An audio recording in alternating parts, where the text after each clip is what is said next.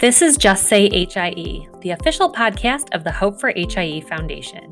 I'm Betsy Pilon, your host, bringing the stories of the HIE community from around the world to you, our listeners. Hope for HIE is a nonprofit organization and the largest collective of HIE families anywhere in the world, and each story across all outcomes has its own version of hope to share. Join us as we explore each unique journey and connection. The following conversation was a part of our Medical Advisory Board educational series. We're excited to bring these bonus episodes to you as a part of our Just Say HIE podcast. We hope you enjoy. Nancy, why don't you give us a little bit of background of you, and we'll talk to Dr. Siegel in just a minute about his background as well. So hello, everybody. Thanks for joining us. Again, like Betsy said, my name is Nancy. I am a pediatric feeding and swallowing specialist. I've dedicated my career to the evaluation and diagnosis and treatment of infants and children with feeding and swallowing issues. Although by education, it says I'm a speech language pathologist, which is true. I've never really worked with speech or language. It's primarily been medically based feeding and swallowing. So I know that a lot of parents will come and say, well, you're a speech therapist. Can you help us with speech? And I'm like, you don't want me doing that. So anyway, I was in the NICU for 15 years. I've been in the hospital systems for close to 25. I've been in this career for 33 years. Opened my private practice approximately 16 years ago, survived the pandemic, and we're still here treating anybody who has any kind of condition related to feeding and swallowing. Wonderful. And Dr. Siegel. All right, I'm Scott Siegel, and I'm one of I don't know what to say, one of Nancy's posse or whatnot. I've had the great fortune to work, very closely with Nancy. I don't know for how many years at this point, and I don't even remember how we got started together. But me either. I've been in this field of what we call, tethered oral tissues. This is going on my 21st year of in that field. I've been in private practice for 21 years this year. And I'm, as you said, an oral-maxillofacial surgeon. So I do surgery of the face, the jaws, the mouth, teeth, taking teeth out. I have a dental degree, but I don't practice anything like that. I do more medical things than anything else. And a big specialty of mine is, treating oral dysfunction related to feeding, especially related to feeding in this population, the big population and neuroatypical, patients that we see together.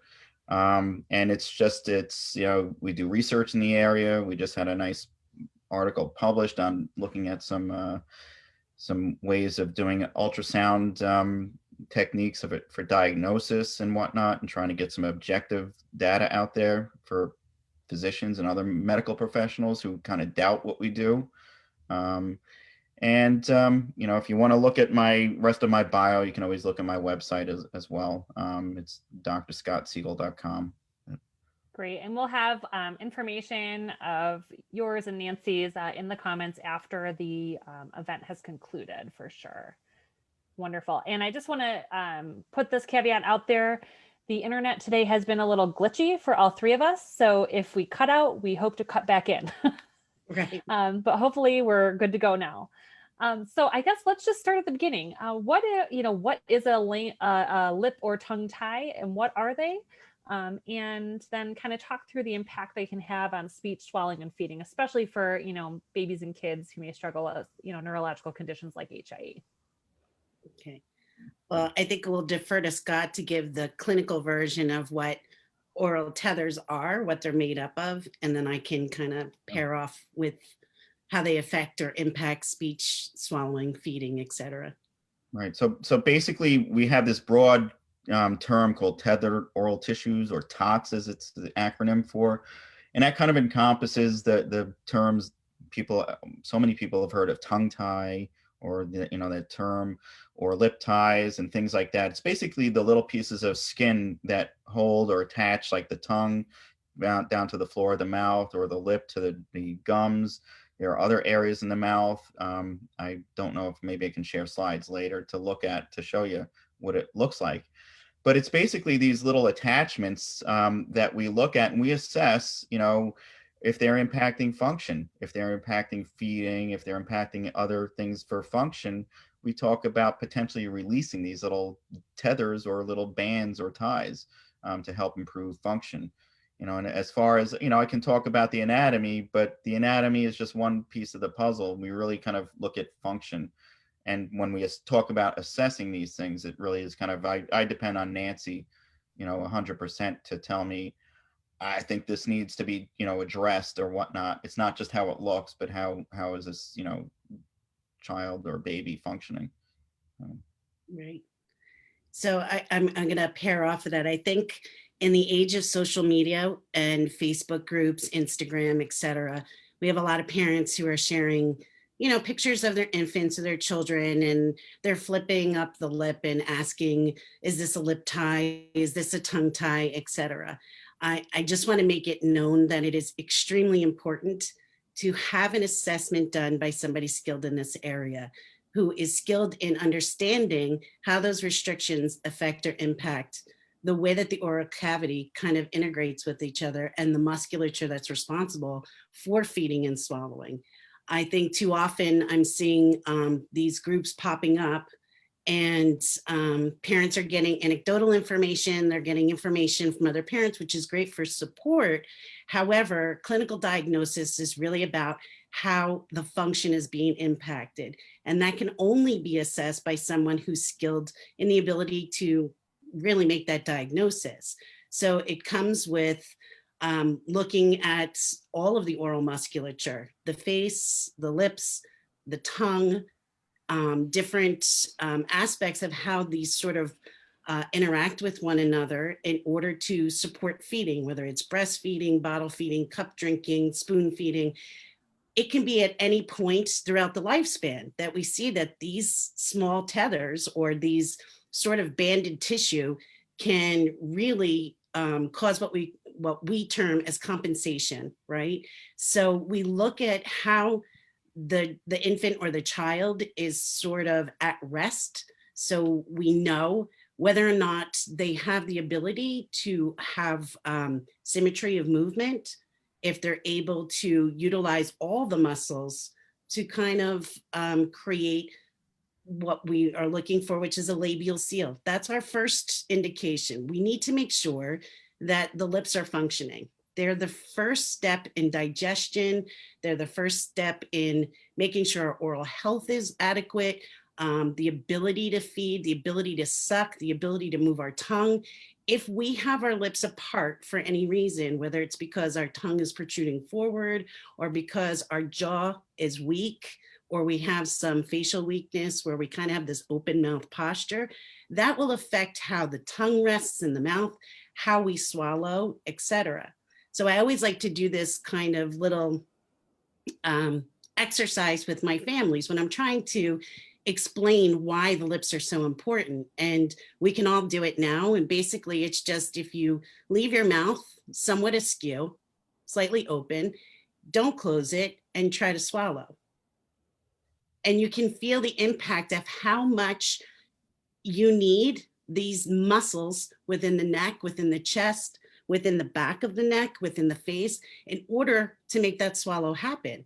So now if you think about how frequently a child needs to swallow while they're feeding, if we talk about suck, swallow, breathe coordination, you're talking every 3 seconds in an infant that's supposed to occur. But if we're not getting an adequate seal because we have a tether in any of these places, now we're looking at compensation, and we look at what that affects, how the feeding becomes, sort of dysfunctional, right? So I think I think I'm getting ahead of myself, but when we are trying to assess, most often the parents are coming here because either their children were doing well when they were feeding initially, and then they stopped or started to kind of pair off of feeding, whether they're losing weight, whether they're unable to meet the volume needs, whether they're getting gassy, or any of those things that come along with it, these comorbid conditions. And quite frequently we see that the pediatricians are like, they're colicky, they're gassy, they have reflux, which all could be true. But if we talk about colic in a general term, it's just a general term where there's other conditions that are actually causing it. They just don't know exactly what's causing it, so they give it this generalization of colic. And that's what we see a lot in our typical population. In our neuroatypical population, we see these children really struggling because of what actually occurred for them during the birth process, how their neurological systems kind of shut down or were impaired during the birth process or after. And then the actual interventions that are used in the NICU that sort of impact that soft tissue, right? So if we think about babies who in the HIE population, we know that some or most have been intubated for some period of time, correct? And we know that that tubing within their mouth can cause the palatal junctures to not form appropriately, right? So if we're having these tubes in for a prolonged period of time, I also believe, and there's no studies yet on this, I believe that there is also an impact to the soft tissue. If we're having this tube coming in and resting upon the tongue, well, the tongue then can't rise to meet that palate. And we need that tongue to rise to meet that palate so it can create this concave shape, right? So if that tube is in the way, then the tongue is going to have to migrate closer to the floor of the mouth, or it's going to have to do this kind of cupping shape or this whale tail, we like to call it in our world. So when you see a baby's tongue and it's kind of like this C shape in the beginning, the only way that they can move that tongue during that period is in and out, right? So if this tube is there, we're only going to be moving the tongue from the front of the mouth to the back of the mouth. Why is that detrimental for a child? Because when we're going to breastfeed or when we're going to stick a nipple in for actual oral feedings, we need that tongue to be coming up to meet the nipple so it can extract the fluid. If it can't rise to meet that, then they're relying on suction. But remember, if we had the tube in our mouth, our jaws are now conditioned to be open, and we have this open mouth resting posture. So all of these things contribute to poor feeding. But what we need to look at is where in this sort of progression of intervention can we do a better job at making sure that these bands of tissue aren't our causal factors for our children failing to feed in the NICU. So it isn't just the intervention. We need to make sure that the oral anatomy is in good condition and is reasonable to be able to feed, because so often they're so quick to say, okay, we tried to bottle feed, they can't bottle feed, or they're sucking on a pacifier, they do well on that, but the minute that you put any kind of fluid or introduce any kind of fluid, they fall apart. And what happens with that is you're setting them on a medical trajectory of having tube feedings, whether it's NG feeds or G tube feeds, the like. So we need somebody in that NICU, we need people to really be looking at, are these restrictions sort of contributing to why these children are failing? It's not just the neurological condition. Is there other anatomical issues that we need to really take a good, long, hard look at? Sorry, that was really windy. Makes so much sense though, but No, you know, it's really good. these algorithms from the get-go, because by the time we see a lot of these kids, they've been set down this path of failure, and it's really, they fail to diagnose certain issues up front, and just like you said, it starts in that NICU, and if they're not getting that foundation there, we just see it just kind of fall apart pretty quickly once they get out. Right. I think another thing too is when we're talking about intervention, it's not just the physical properties of tubes, orogastric tubes, intubation. It's also the style of taping. I mean, so many times I see, when I was in the NICU, this was one of my biggest pet peeves, was we don't need to be taping all of the muscles of the face down to hold a tube in place. And we don't need to have it in the center. You can move it to the side. You can alternate this. You can do things that preserve the oral function. And I think so often that we're, and not that this is a bad thing, I don't want to, anybody to get upset. We're worried about medical stability, which is absolutely the number one. We need to make sure that the kids are medically stable. However, we have to do a better job that we're not having these fallouts because we're worried about medically stabilizing, because these children have to function. Once you medically stabilize them, they need to function once they're discharged. And you can't just be like, okay, well, now you're discharged, and then they fall in mine and Scott's lap, and we have to be the ones who say, I don't know why we went for a tube so soon, because we have these oral restrictions. If we got you sooner, we could have helped. I'm not saying avoid tube feeding, but we could have helped to preserve the oral function. Yeah, those are such great points. And I mean, we obviously see this all the time. Like I said, feeding and swallowing is probably one of the top things that are discussed, especially for our new families in the first year, because you're either, like you had said, you're either coming home and it's sort of working, or you hit a plateau and then you go, okay, either they, really get the hang of it and things go off to the races and you're doing better, either in combination of therapy or on their own, or they're, if they are sent home orally feeding, they're potentially plateauing out several months after, things are getting, requirements for nutrition get bigger as they get bigger, so that's, Right. That is definitely a question. And then we have families that are, that are several years out, where they might've had a significant, maybe they've had a few months of back-to-back admissions, or, illness or seizures, or, things like that. And they're having a ton of feeding difficulties then, that's really impacting our kids. So yeah, it just definitely varies so much, in our community.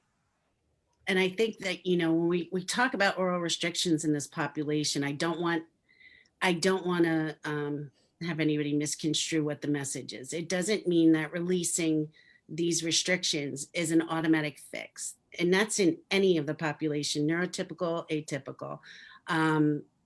The problem is that, again, we go back to anecdotal information, where you believe that somebody with a laser, not Scott, because he's not that guy, but there's a lot of people who are becoming, purchasing the equipment, starting up this sort of practice without a team approach. And it's important, if not absolutely critical, that there's a speech pathologist who's savvy in this, as well as your provider, whether it's an ENT or a dentist or an oral-maxillofacial surgeon. You need an IBCLC if you're breastfeeding. You need body work for tension. You need PT for torticollis. There's so many conditions that are the result of having these ties.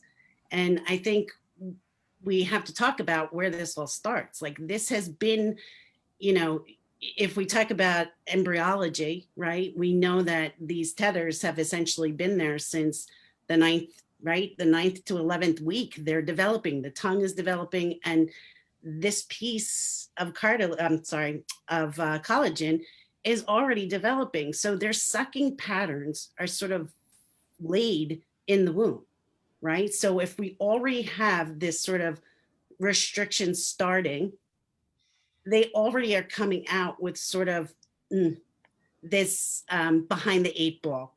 So because babies are designed well, and they have these small mouths, and they have adipose tissue on the cheeks, and the tongue just really needs to be in and out for this sort of nutritive suck, that's where we see the kids do okay for a couple of weeks. And then as the oral cavity starts to grow and the responsibility of the oral musculature becomes more volitional, that's when we start to see the kids fall apart, and where these restrictions start to rear their ugly heads, right? But in the case of a child who has HIE, we may not see that for weeks or months, because either they're not getting the care in the NICU with a feeding specialist, or they're taking so long once they get discharged to get to somebody who can actually help them feed.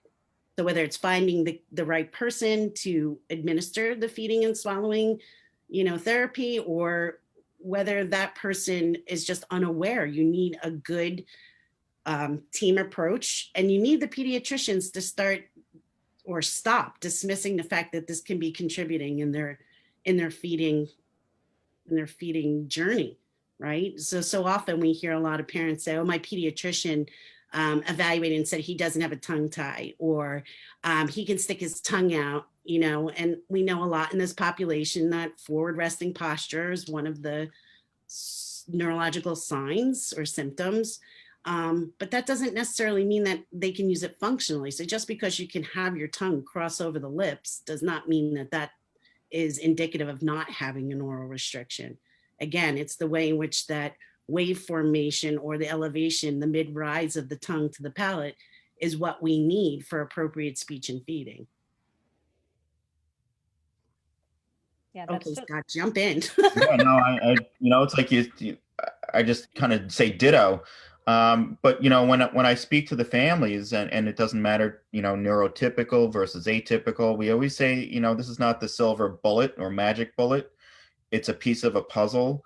And I talk about, this is a potential roadblock for your child that we can safely remove, with minimal risk, minimal complication, in conjunction, just as an adjunct to the therapy. It really helps, the feeding therapist do their work and do their magic, as we say. We cut these tethers or release the tension, this fascia tension and whatnot, to allow that tongue to elevate.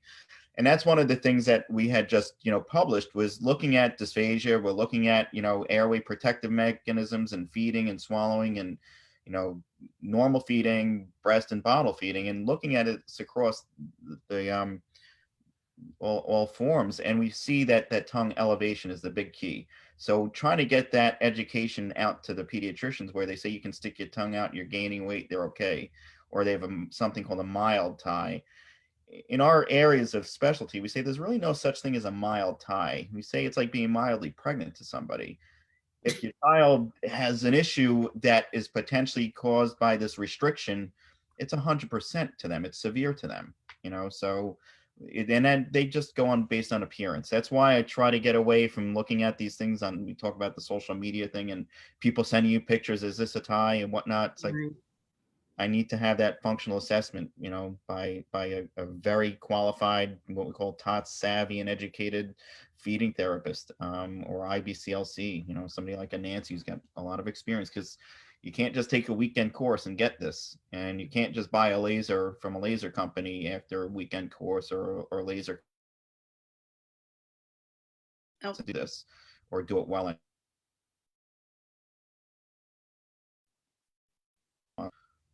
Did you freeze? You just froze the last sentence and a half, maybe. I don't know what I said but I was saying that, you can't just take a weekend course. You can't just, go to a laser conference and buy a laser and expect to come out, laser blazing and get great success with this stuff. Right. 100% agree. So when we talk about, I think, a really helpful overview of the impact that these can have on, speech and swallowing and feeding.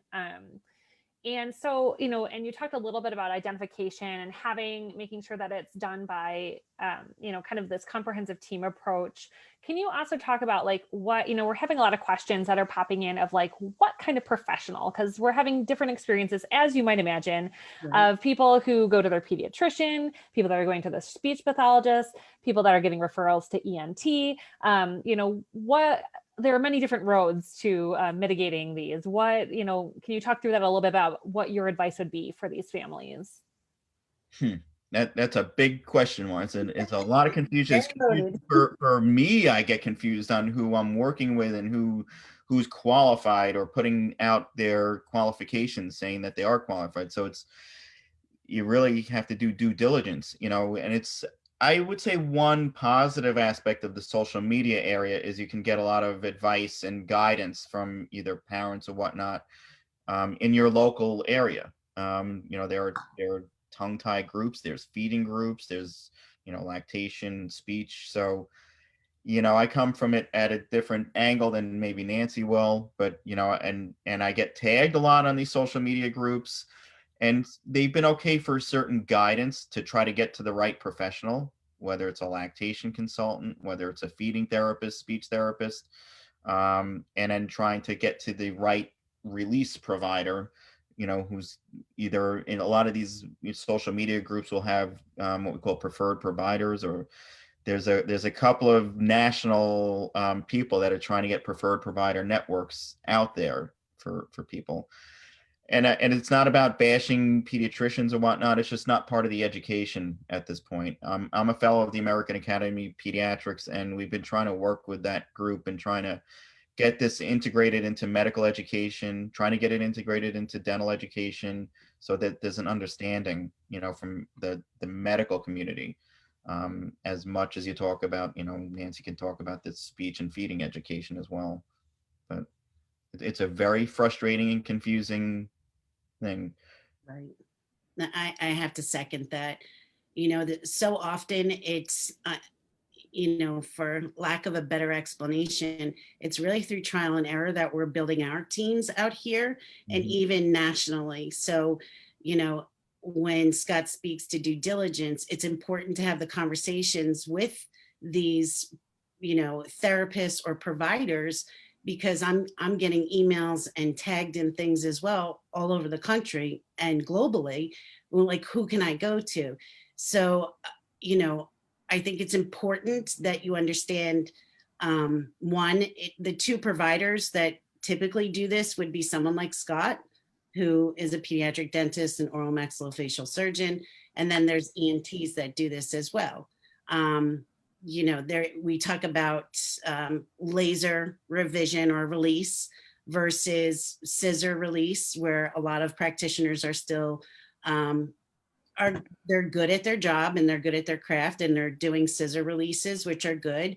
But a lot, I'm going to say in this population, I find it hard pressed to find someone to do a thorough release or a complete release on my kids who have neurological conditions. So I always defer to using the laser, because I find that for these kids, it's a lot easier for them in the pain aspect and also for the bleeding aspect.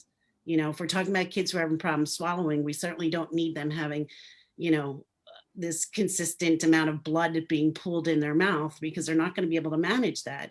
And that when anything bleeds in the mouth, the minute it hits saliva, it looks like it's a liter versus a tablespoon. So we get panicked, right? So I tend to always defer to the laser, especially for the kids who are in my HIE population. Speaking to that, I think it's important for our group, for the group here, that you need a skilled feeding and swallowing therapist who understands why we're releasing. Okay, so meaning what are the benefits for releasing this and why we wouldn't release it. Okay, so addressing this fact is, if we don't see that there's underlying movement, meaning that the tongue is essentially stuck to the floor of the mouth, and when we evaluate, we try to see if there's movement either to the sides, if they can lift it. If we're not getting that neurological drive to the tongue, the muscle, then just releasing this is not going to do anything. It's just going to heal right back where it was. We need some range of motion of that tongue. So I know that a lot of my community will come here and say, well, you release so-and-so's tongue. I want my son or daughter to have their tongue released. But the critical factor in all of this is I need to make sure that there's going to be movement once we do that, okay? And if we're not going to get that movement, we're essentially setting this child up for more failure, because now we're going to have scar tissue that's essentially going to anchor that tongue even further, or the lip. And so that's not going to be beneficial at all. And in fact, you're going to make things worse. So we see that in other situations, not ours, but in other situations where parents have come and said, we had it released, our speech therapist in this area told us we should go have it released, and we did. And now we're noticing more drooling, they're coughing and choking more. Well, that wouldn't be the candidate, right? We need to have at least an intact, somewhat intact system so that we can work with it. So if we don't have the underlying movements or those sort of foundational skills, it wouldn't be something that I would rush to do. However, on the likewise, if I have a child that comes to me and I see that we're not going to be able to make great gains if we don't address this first. And Scott knows I will call him and be like, I'm going to send you a picture. Tell me what you think. Do you think it'll be beneficial? Where do you think we should start the process? Should we do the tongue? Should we do the lip? Do we do the buckles, the cheek ties? And he will give great advice and say, well, let me assess them and then we'll see what the impact is. And then if it's necessary, we'll do it. And most often it's the right call because they come back and I'm able to do an efficient job in getting the oral musculature to work together to make the feeding better, or at least the swallowing. Gosh, I think you brought up such amazing points and answered so many people's questions that have been popping in. I did want to ask a point of clarification. Someone had asked the question of laser versus cold steel. Is that what you're talking, like the scissor, is that the cold steel? I just wanted to make sure that was right. Okay. Yeah. I mean, there is another approach, the diode, right, which is different. I don't know many professionals that use a lot of diode sort of, but I think when you're talking hard steel, you're talking about scissors, right, Scott? Yeah, it's basically scissors, scalpel. That's what we term cold steel. Okay. Yeah, that's so helpful because that was a question that came in and I the traditional way of doing it. Got it. I and again, we talk about, the benefits of each of them. There's many good scissor providers. One of my mentor was an amazing scissor provider, but we talk about this population and you talk about the bleeding aspect is really what we're trying to deal with. If you have someone who's at an aspiration risk or struggling to handle secretions to begin with, it's so much faster, more efficient, less pain, when we compare side by side. And I think, I'm sorry, I wanted to jump into this because it's been boiling in my head. I think we need to explain the difference between when we say tongue tie, right? Anterior versus posterior, because what we're essentially discussing right now is a posterior tongue tie. The tongue is restricted to the floor of the mouth with a thick banding of tissue or collagen to the floor of the mouth. There's also another tie that occurs in the front of the tongue, which kind of gives it this sweetheart look, this kind of concave or humped look to the tongue when they stick it forward. The anterior tie is usually taken care of with a scissor. I mean, a lot of the pediatricians used to do it with a scissor and just cut that anterior tie. However, we're knowing through research and through, actively sharing our information with all of the professionals is that if there's typically an anterior tie, most often there's a posterior tie, correct? Yes. We would see that tie even further back. So I think it's important to differentiate between tongue tie in the traditional sense and posterior tongue tie, which is what we're talking about, the impact in feeding and swallowing. Great. And I know you touched on this and I wanted to kind of bring up this question as well. So when you talk about the actual functionality of being able to move and who would be a good candidate currently and who might not be, I know, going through my own son's journey of some feeding issues, and we worked with an OT for his, and, we're very successful with, helping him along with his feeding. But I know, so I'm guessing that this is not necessarily a forever thing, right? Like if someone, it could just be, kids are going to potentially develop, better feeding skills with that, speech pathologist or OT or whoever they're working with to improve their oral motor capabilities. And so, I know that we have a lot of families that are looking at, when their kids are little and saying maybe, okay, they're not a great candidate right now.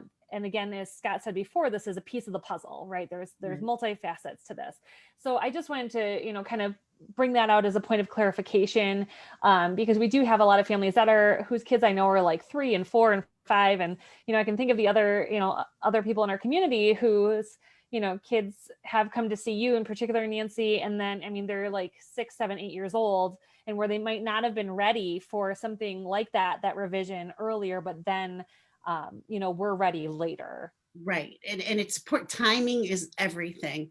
The timing of the release is critical in both populations, neurotypical, neuroatypical, infancy, toddlerhood, etc.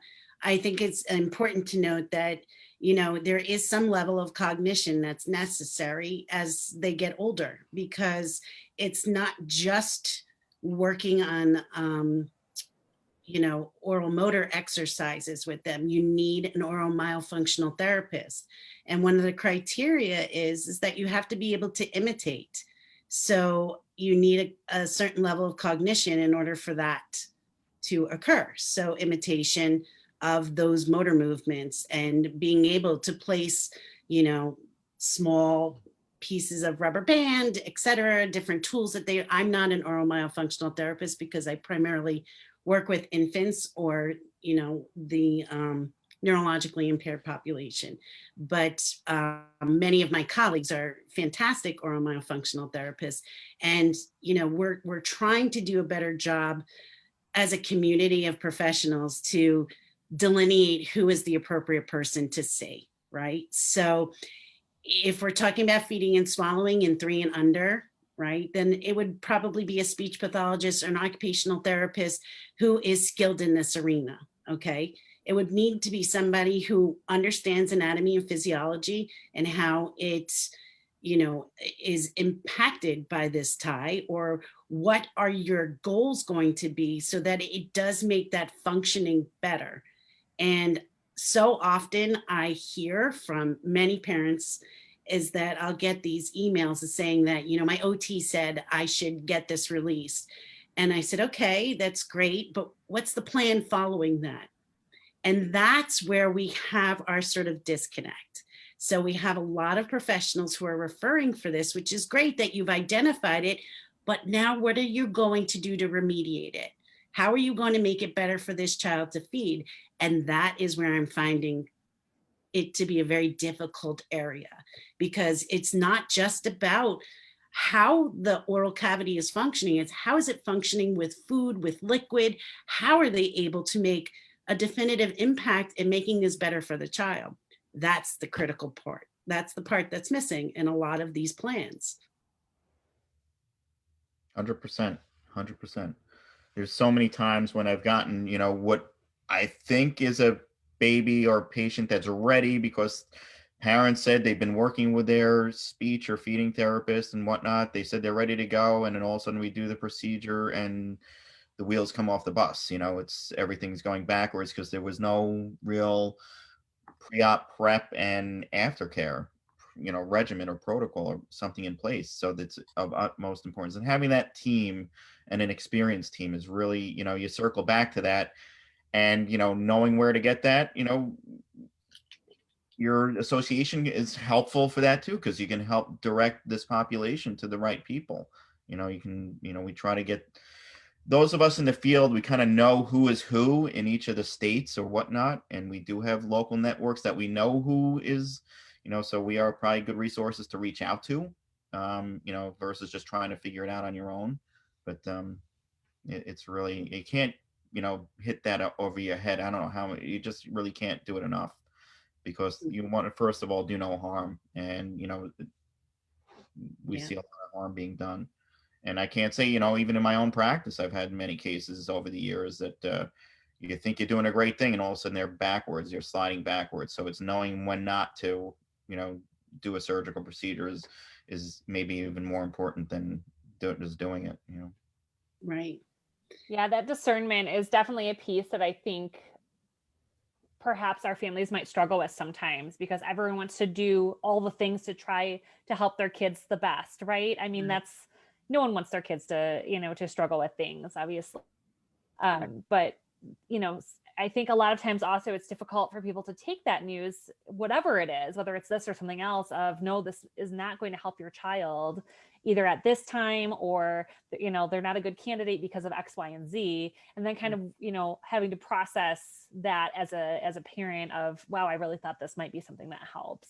And kind of that moment where that doesn't feel good. Right. And you're right. And it's a difficult moment. And there's been times where I've been faced with that, where I've identified that is absolutely a restriction that is causing a lot of the problems. However, you know, releasing it is not going to make it better per se. And in fact, we may, like Scott said, you know, the wheels coming off the bus. It's true. We can create more issues if we attack it that way. And I say attack it because I've seen, you know, there are dentists and ENTs who are like, all right, we'll do it because you think this is going to make it better for your child. And because, you know, they're berated, you know, sort of hammered down into the situation. And there are physicians who will do it.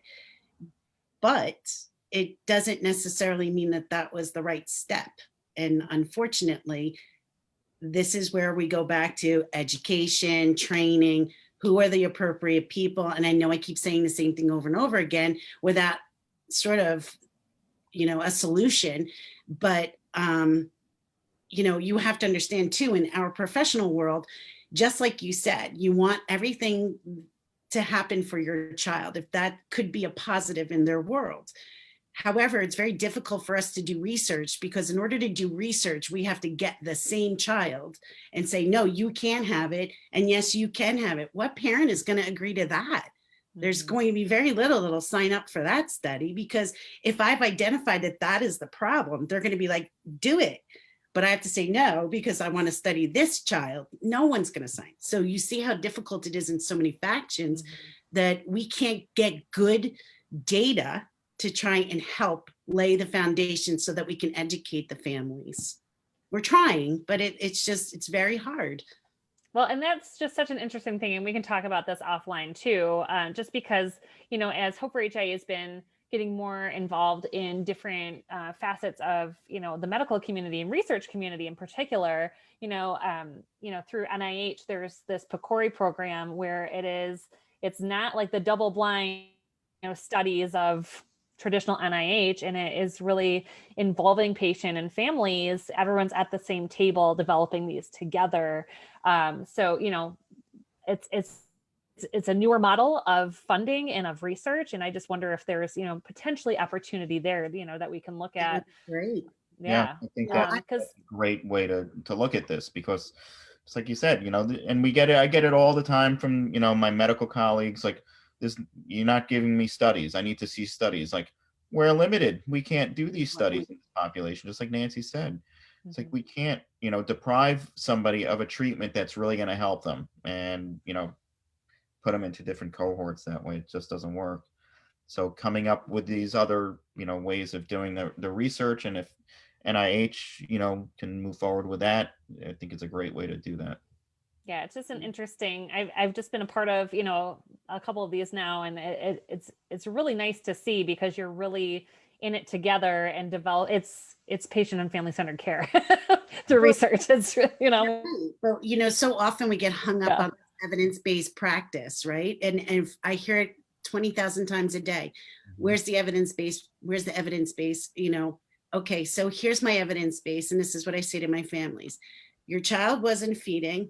We did this procedure. We did this therapy. Your child's feeding better. There's your study.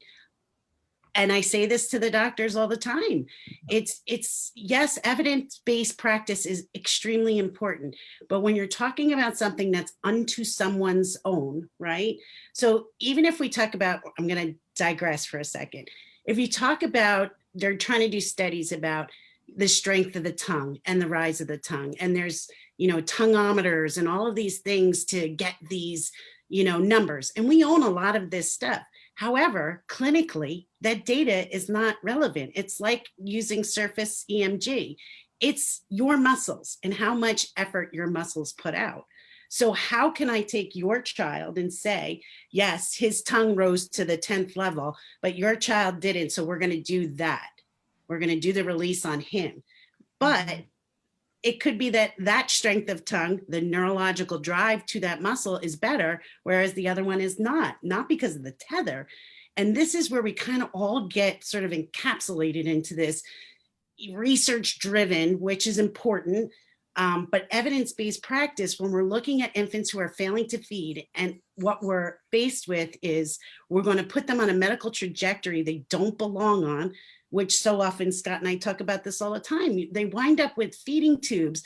And then I see these babies coming in with alternate means of nutrition, whether it's G tube or NG tube. And the whole time it was because there was a tether. There was no way for this baby to be successful. It failed because someone didn't do their job. And that's not okay. Like, that's not okay in our world. So when, even it doesn't matter just across the lifespan, if you're failing and there's other things that can sort of promote better oral health, better breathing, reduce reflux. And I'm not saying that these are all causal factors related to the tongue tie, but we have seen the kids do much better once we release that tension and they're able to properly rest their tongue in the position that it was naturally designed to do. Exactly. We always talk about this evidence based, getting back to that, and we talk about experience and we talk about experience-based practice and, best practices and, but again, each child is so different, or each, baby is so different. They're unique. They're just like you're talking about. We can't just look at a number. We're not looking at a type 1 tongue tie versus this, or how much can they elevate. Those are great things, but you really want to understand what's going on with the function, what's going on, with their sensory aspect. Are they feeling their tongue get up to the roof of the mouth, or can they not feel that? Or there's so many different little pieces of the puzzle that you look at all of this in the whole big picture, and we see so much of a failure to diagnose. And that's, the biggest thing that, coming up from the ranks in the fields of medicine and pediatrics and, or the NICUs or PICUs or wherever these kids are coming from, there's a uniform failure to diagnose in the medical community. And it was a big lecture, many years ago at one of our big tongue tie conferences by a well-known pediatrician, Jim Murphy, who's also an IBCLC. And he gave this very eloquent lecture on failure to diagnose and how we're failing, these families in our field of medicine and dentistry or whatnot. We really need to kind of change the whole way we approach this. And it's so frustrating, but we're all in it together. There's been a lot of progress being made. It's slow. Yes. It's an uphill battle, but having these conversations, in each of these arenas really helps stimulate more. And a lot of the families wind up going back to the pediatricians. They go back saying, this helped my family, helped my child. Please, maybe pay attention, and maybe you have a pediatrician that might be open-minded enough to think out of the box and move forward that way. Absolutely. Yeah. I mean, we're always looking at that. That's one of the biggest, I think, benefits of conversations like this is, a lot of times in these situations, we don't even know as parents, what questions to ask, right? So this is empowering families of just to ask the question. And whether they end up being a good candidate or not an appropriate candidate for something, at least we're having these conversations and they're feeling empowered with knowledge and that these things are out there. They have a better understanding of the role of, what, a provider should be doing, or that someone exists that specializes in something like this, it's like awareness for that. So I'm going to thank you both for coming on today. We have a few questions that are coming in. I think we covered like our basics of our agenda this evening. This has just been so amazing. I really appreciate you both coming on and sharing your expertise. So I do have a few questions that have come in. Some are directly related to tongue and lip ties, and some are just some general SLP questions as well. Okay. So I'm going to throw them at you. I think we have about 3 or 4, and then we'll call it a night. Is a suck reflex normal for an HIE toddler who has never eaten orally to still have? That's a tough one. So if you're talking about them, I think I need more of a description of what they're saying is the suck reflex. Are they talking about them sucking on their tongue, sucking on their fingers, sucking in general? I think just sucking in general. She said my son would still suckle 24/7. Yeah. So are they working, if they're working with a speech pathologist, that can be migrated over to a functional sucking pattern. You need somebody to work with in order to transition that over. It's not necessarily normal to have a suckling reflex at this age. But again, the intervention is important, because if we're getting that movement, then what are we looking for? Is it a sensory based issue? Are they looking for this sort of self-satisfying soothing? Are they looking for these muscles to integrate in the sensory system to sort of, I guess, be the primary foundation for introducing something that they can manage orally? Does the child aspirate? I mean, that's an important question, because when people come at me with, and with all due respect, when you make a broad generalization, it's hard to do that because there's so many other factors that are related to sucking reflex, right? So we need to know, like, kind of the backstory. If they're aspirating, then we're certainly not going to be introducing anything, but we need to figure out why this is happening, because it shouldn't be there at this point. Well, and those are great questions that they can bring up with their provider Right. as well, right? Like, Yeah. and might not have thought of without this conversation. So thank you for that, Nancy. The next question is, does a tongue tie have an impact on the function of the vocal cords? That's interesting. I'm going to say it potentially could, only because of tension. If we talk about that little exercise I did in the beginning, if we're talking about sort of clavicular tension or laryngeal tension, because our tongue is anchored to the floor of our mouth, that tension that's created there over time could potentially affect it. It also could be affected by the way in which they're managing their secretions. Are their secretions pooling? Is that affecting? Are they having reflux that is getting up into the laryngeal area? That could be affecting the vocal cords. Is a tongue tie creating more problems with the reflux? So again, I hate to say this, but there's a lot of other factors that go into it. It's not just a one scripted answer. There definitely could be contributing factors to having some sort of vocal cord dysfunction, or even just impairment with the vocal cords. Awesome. And then the last question that we'll talk about is in regards to different ties or tots, as I've learned this evening, and the impact on speech. Is it more that it can cause a speech delay or a speech impairment, like with articulation issues, or both? Again, great question.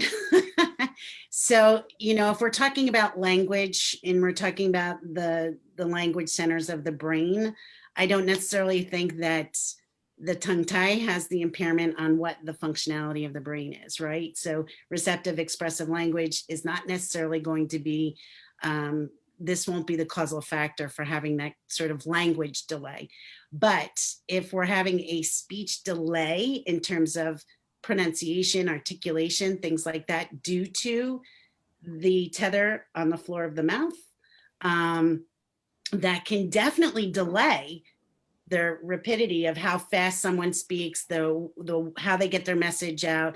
Oftentimes Scott and I have seen so many kids that have come in and been diagnosed with, global apraxia or apraxia of speech. And, we'll look at these kids and there isn't any global apraxia. There is difficulty creating the sounds or making the sounds appropriately, but they may also have this tongue tie because they can't make those sounds, right? So yes, that can contribute to speech issues. We're looking at that more. I think a lot of sort of basic level sort of entry questions is, what can it affect? So one of the things we look at is like your primary sounds like T, D, and L, but there's also bigger sounds like R that we're noticing in the older child that have been in speech forever, doing this same repetitive S, R, any of these things. Well, they're not going to be able to do this unless the jaw's moving along with the mouth and along with the tongue, right? And they're acting as one unit. So those R's are never going to come out appropriate. So you need to look at that to see if that's also a root cause as to why we're not making any progress in speech. And that's a big deal. We don't ask those questions. Why is my son working on turtle for 3 years and looking at pictures of turtles, and you're just sitting there going turtle, turtle, turtle, and he can't make the sound? So look at the anatomy, look at the physiology. I always defer back to anatomy and physiology. It's always good to get a clear picture of what they're doing, and then you can build your plan on that. I hope that answered. Yes, super helpful. Honestly, thank you so much. I know those are kind of like fastballs coming at you. You know, and like everything, it depends and it's complicated, right. And there's all these different factors that you need to look into. But I wanted to make sure that we just, kind of talk through, just at least to give people something to think about with that, of again, questions to bring back to their own team. And this has just been such a wonderful evening of Q&A with you guys. Thank you so much for sharing your amazing expertise and being so willing to do so. Like I said, this has been a topic that just continually comes up in our community. There's also, like you had addressed as well, there's all sorts of misinformation out there. We want to make sure that, we're getting vetted experts that are, coming in and giving people things to think about and talk about, and really get a better understanding of what their children might be facing, and how their mouths are constructed, and how different things impact, the different systems in everything that's going on. I will just add one last thing. I think Scott and we're doing a better job in trying to manage the children with neurological conditions, right? So when we get this neuroatypical child, so often everybody's so concerned about everything else, like I said in the beginning, that we fail to kind of look at some primary causes of why things are sort of going south.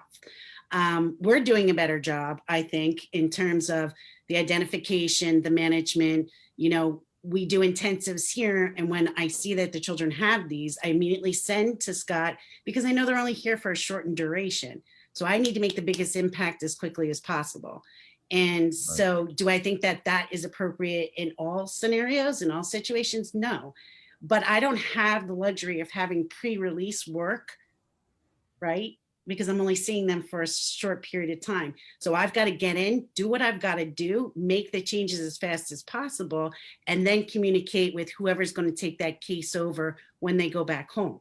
So it's important to have that conversation. And so often, we'll get, no disrespect to any speech pathologists or OTs or whatever, no one calls, no one, if you're struggling, contact the therapist who recommended the procedure. So maybe they can help you, because I can help you devise a plan that will be better suited to carry, to make a better effort or a better impact in what the whole reason why we did it to begin with.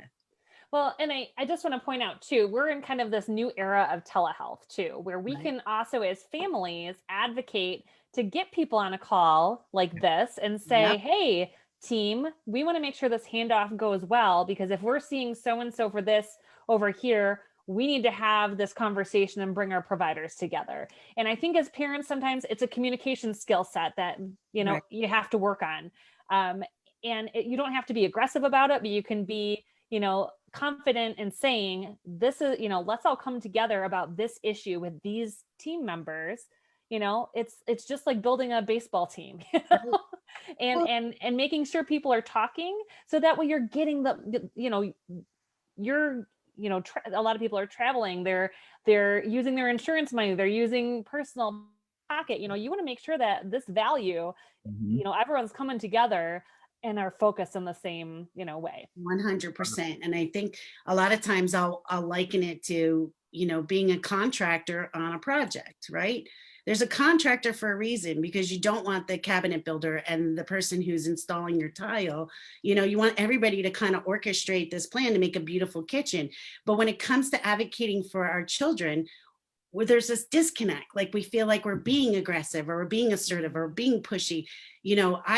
I always say to my parents, who do you want to communicate? Like, who's going to take this over when you go back? Because if you're not going to have anybody to work with you, this is pointless. 2 weeks of doing this is not going to be okay for anybody. It's just going to put the baby or the child in an uncomfortable situation, and we're going to work with them to get sort of the foundational skills, and they're going to go home and not go any further. And that's not okay. So we again, you're right, we need to do a better job of communicating. And in telehealth, it's very easy to set up, a follow-up to be like, okay, here's my team, or here's part of my team. Or what should I ask my team? Because I went back and they were, they're uneducated, or they're not sure where to start. So.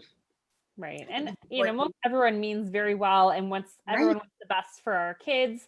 And that's, again, part of that team medicine approach too. So that's, I think that's such a helpful hint to make sure that, we as parents can sit down with, if we're spending time, a lot of families are doing intensives and different things. Like you want to get what you just invested in time and money, and, like you're uprooting your life for, potentially a couple of weeks at a time. It makes sense to go back and say, hey, I just did this. These are the things that we saw. And can we get, on a call to make sure you guys are connecting and that there's this conversation that you have for the benefit moving forward. So. Well, I think on the professional side too, everybody needs to put their egos aside. Every once in a while, people will get defensive, and I say it as a generality, not as a specific, but, like, who are you to tell me how to handle my patient? Well, I'm not. What I'm doing is I'm offering a plan of care that I know has value based on what I've seen preliminarily and how this affected and how I'm going to change it. And I need you as part of this team to help carry through with these goals that I've, skillfully designed to make it better for this family. But so often we hear people like, well, I took this course, I know this, I know that, which is fine, but we kind of have to let that go a little bit. Work is, like you said, work as a team. Doesn't matter if I'm in New Jersey, if you're in California and you took X, Y, and Z course, I can still help you. I may have little nuances of doing this for 33 years that might be able to help you. So. Absolutely. So such great information and conversations. Scott, parting words as we're shutting this down. Oh, listen, it's a journey. The families are all on a journey. The professionals you're dealing with are on a journey. We're all kind of, holding hands together and trying to do the best, we can with what we know and the experience that we have at this point. So, I think, it was just a great talk tonight, just to kind of get things and hash things out, and not get so bogged down in what something looks like or whatnot, but understanding that there's a team, understanding that open communication and advocating for your family is really the thing that you need to do. If you're not able to do it, then you have to have somebody that can help you do that. Absolutely. Again, I want to thank both of you for joining us tonight, and for everyone that has been tuning. And this will be available afterwards in the video section. It'll also be posted all throughout our social media sites and on our website. So everyone have a wonderful evening, and thank you so much. Thank you. Thank you, everybody. Thank you. Thanks, Scott. Thank you. Thank you for joining us for another episode of Hope for HIE's official podcast, Just Say HIE. If you have a story you'd like to share, be sure to keep in touch. Learn more about the work we do and sign up for our newsletter on our website at hopeforhie.org/justsayhie. We look forward to connecting with you soon, and thanks for listening.